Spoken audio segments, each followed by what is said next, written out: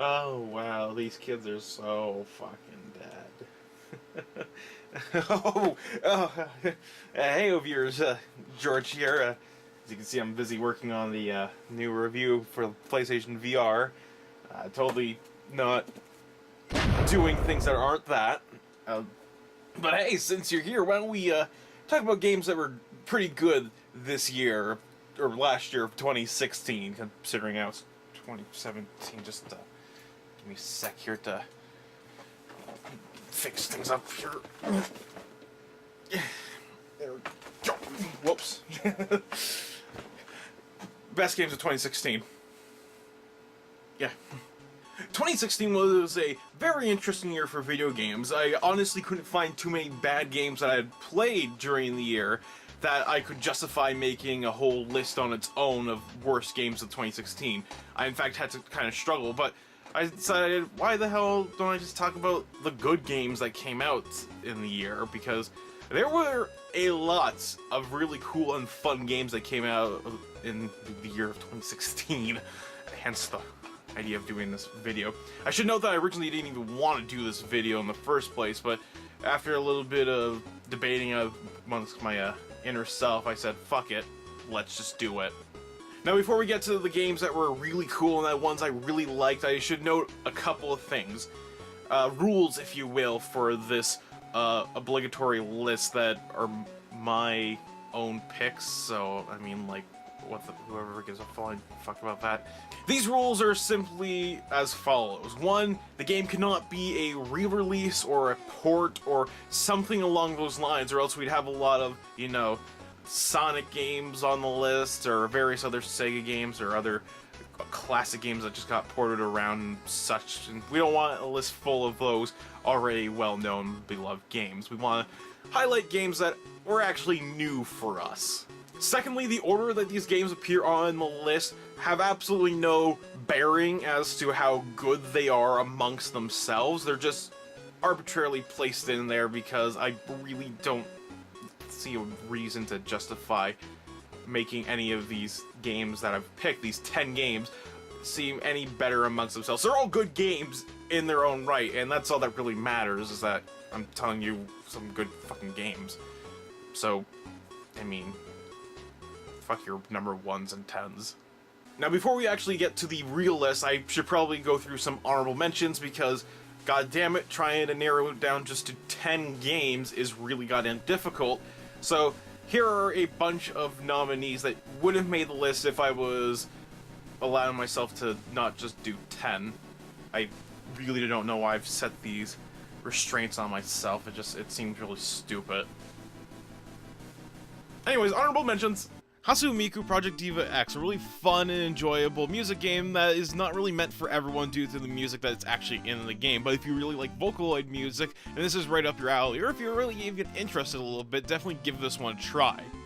Bravely Second End Layer is a very fun, enjoyable RPG that goes back to the classic roots that Square Enix has been known for. If you enjoy Bravely Default, then you'll really enjoy this, because it's much more or less of the same, just new story, with characters that we enjoyed from the previous game. Overwatch is a really fun and enjoyable first-person shooter that has a focus on team-based elements because of its online-only capabilities. I haven't really had this much fun with an FPS in a very, very long while. From the folks who brought you You Don't Know Jack and Jackbox Games 1 and 2 comes Jackbox Games 3. Much more of the same, just different little styles of gameplay that are really fun and enjoyable, and it's actually one of the few times I've ever experienced a game where you use your phone as a controller and actually works like it should. I'm looking at you, Ubisoft, and your Just Sing game. Eve Gunjack was a really surprise game for me when it came to the PlayStation VR games that were coming out near its launch. The game really reminds me of like a 3D Galaga, which is really cool, as you get this very arcadey feel while playing it. I highly recommend it, it's really worth a try. Overcooked is a really fun and wacky multiplayer game that's quite unplayable as a single-player game, but if you get at least one other person to play with you, you're in for a real treat with this. It's a really challenging and enjoyable game that I haven't really experienced up to this point before. We get another really enjoyable RPG with Star Ocean, Integrity and Faithlessness. Really fun characters that go along the adventure throughout the story. Difficulty spikes peppered throughout, so it keeps the game interesting enough, and a very cool world that you get to explore gradually as the game progresses. World of Final Fantasy is pretty much Pokemon Final Fantasy style, but with this really interesting stacking mechanic that is used on your allies, but also enemies use it too to try and boost up your various stats. It's a really interesting idea and it's really worth a try. Alright, now onto the things you've been fucking waiting for. Here are the 10 games that I thought were really cool and awesome in 2016, which, oddly enough, was a pretty shitty year, all things considering.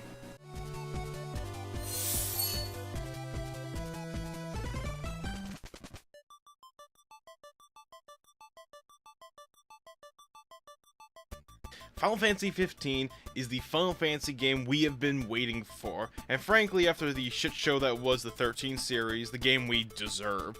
15 takes a very MMO approach, or at least feels like it did, as it gets some sort of a 14 vibes off of it. This allows combat to happen in real time, which is really nice, with no delays in between going in and out of combat. It's very fluent like that. Gone are the lengthy hallways, and instead we get a very modern-esque world to explore. And you'll love exploring this world with these characters, as Noctis and his friends actually do feel like a group of friends who are going on this adventure together. They're quick to make remarks about one another, and will often just simply shoot the shit. The game offers a perfect difficulty with tons of side quests that help level your party up for those main quests. I honestly have not enjoyed a main series Final Fantasy game like this much since probably Final Fantasy IX, to be honest.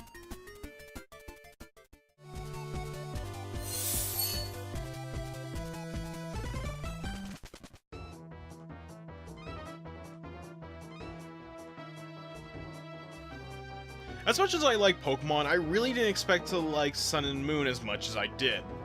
Especially after the lackluster experience I had with X and Y, but honestly, Sun and Moon might be one of the best main series Pokemon games, or at least one of the best, like top 3 material. Next to the lore forms, taking classic Pokemon like Grimer, Meowth, or Raichu and giving them new typing and alternate designs, you got a story-driven game with a great cast of characters, minus the useless waste of space over here, including interesting villains much like the new team that you face off with, which is Team Skull, who come off as these hilarious bumbling idiots that you have the pleasure of getting to see and interact with at times. Many throwbacks to other Pokemon games are littered throughout the game as well, maybe because it's like the 20th anniversary or something like that, and they never really come off as forced or out of place in this game, which feels really nice, of course. The core game hasn't really changed, of course, but there has been an up in the difficulty bit, making it less of a walk in the park like previous installments. You also have these Z moves, which are used once per battle, and they're kind of like these super moves. Some are type-based, while the cooler ones that most people like are based on certain Pokemon who can only use it, such as Snorlax with his pulverizing pancake, which is my personal favorite, of course. This is definitely a right step for Game Freak to be taking the Pokemon series. I am eagerly awaiting to see what they do with the series, especially with the Nintendo Switch coming out later this year.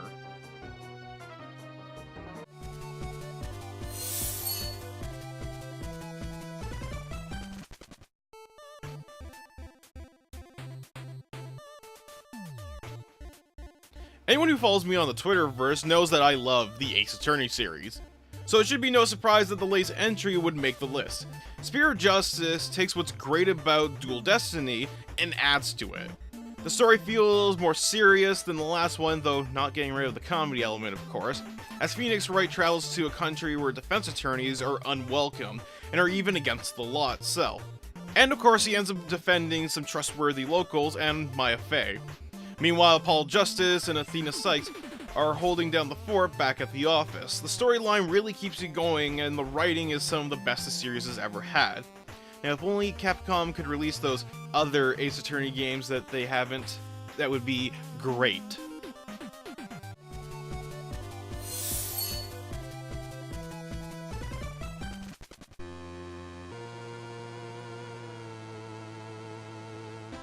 Finally, I am the goddamn Batman, and Batman Arkham VR does an amazing job making you feel like the world's greatest detective. But that's not all the game has to offer, of course. The bulk of the game is having you solve puzzles by not only interacting with the environment, but using some of the Cape Crusaders' gadgets. By the end of the game, you're left wanting a heck of a lot more, which you do get with Riddler challenges. Rocksteady really outdid themselves with this game, and I seriously hope that they do another VR game, Batman or not.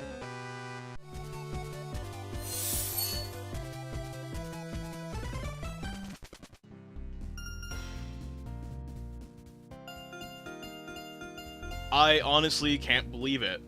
Ubisoft has made something really freaking amazing with the game Eagle Flight.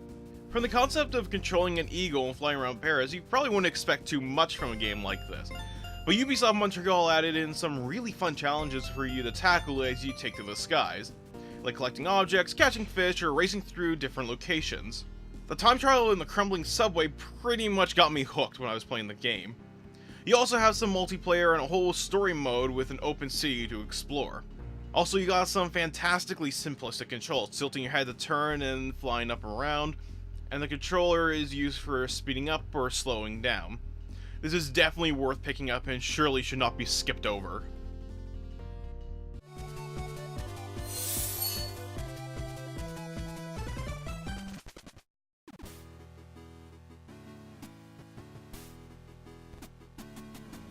Digimon, digital monsters.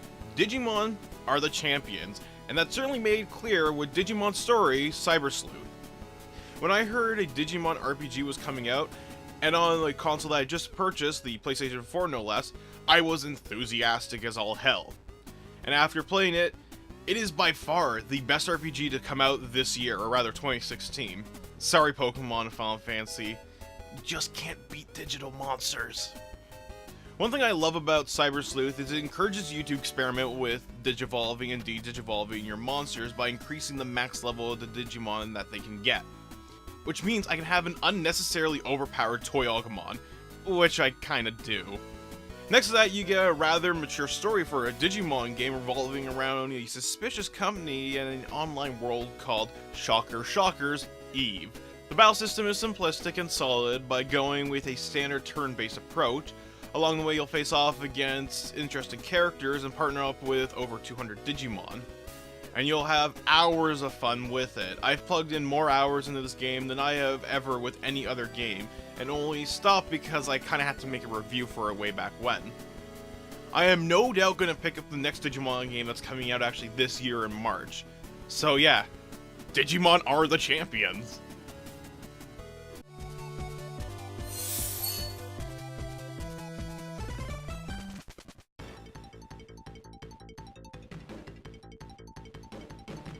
I don't play Eve online, let alone know the first thing about it. But I do recall seeing Eve Valkyrie during the PlayStation 4 VR trailer and simply thought, that looks like it could be a good game. It looks like it could be a lot of fun, actually. And let me tell you, Eve Valkyrie is not only good, but is a goddamn blast to play. You pilot a spaceship and engage in dogfights with a team. You have a couple different classes of ships, kind of like, support or heavy. Many different ships in each of those classes that you can unlock by playing more of that class. Each ship can be upgraded about 3 times to improve things like defense, attack, or speed. The actual battles are all done online, either against a computer team or against other players. Regardless though, you are going to be playing with other people. And CCP Games did an outstanding job on this game. You really do feel like you're actually in a spaceship, flying around and shooting down enemy ships. Modes aren't too varied, giving you either team deathmatch or capture points, but that really never feels like a problem. Plus, you get to customize nearly everything in the game. Also, they're constantly giving this game free updates. Recently, they put in like a new map, the ability to customize what your pilot looks like, and a couple other few things here and there, and they promise to be releasing a heck of a lot more. Also, it's cross-platform playable, which means people on the PlayStation 4 can play with people who are using Oculus or the Oculus and the Vive. This is a must-have VR game, period.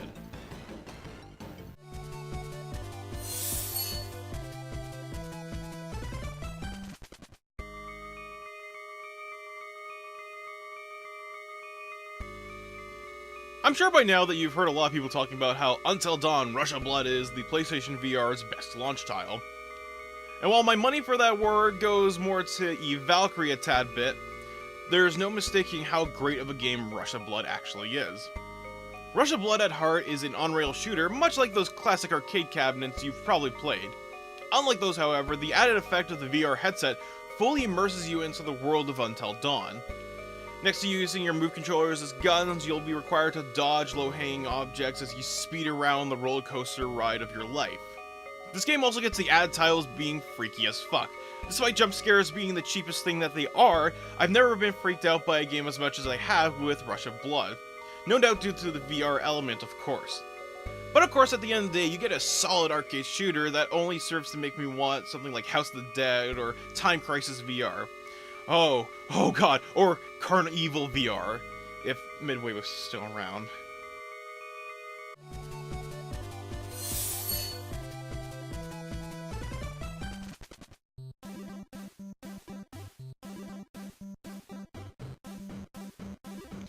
Wait for it. I'm sorry. I am so sorry I decided to back Mighty No. 9 instead of your amazing game. Please forgive me. The Shantae series has been one of WayForward's cornerstone series, and with the new installment, continues the fantastic winning streak that they've had with it. It's honestly surprising how good this Kickstarter game is, especially considering what we got the exact same year from another promising Kickstarter project. HalfGenie Hero is a 2D platformer where you travel to different locations to try and save the Genie realm from risky boots.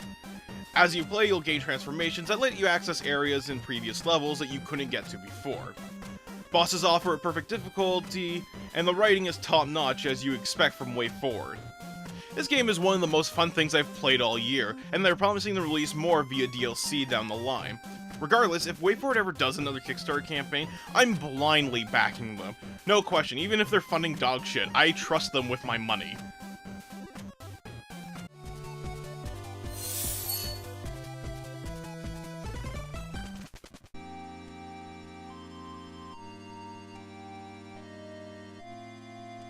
The first time I saw The Witness was during a live stream that Brutal Moose did, and I really didn't think I'd enjoy The Witness as much as I did.